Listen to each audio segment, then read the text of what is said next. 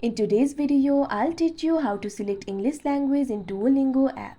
First of all, what you have to do is launch open Duolingo application. You can see over here Duolingo application has been opened. When you get started with Duolingo, you'll have to select the language that you would like to learn. You'll be able to see various languages for English speakers over here.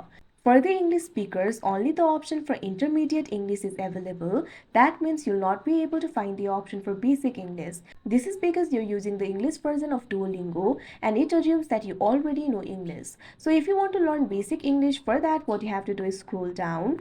Now you'll be able to find various options like for Arabic speakers, for Bengali speakers, for Chinese speakers, etc. You can simply expand any options. Now when you expand these options, you'll be able to find the options for English over here. So what you have to do is simply tap on the option English. If you do not recognize it, you'll be able to find the English flag. Simply tap on that option. Now after you do that, tap on the continue option that you can see on the screen.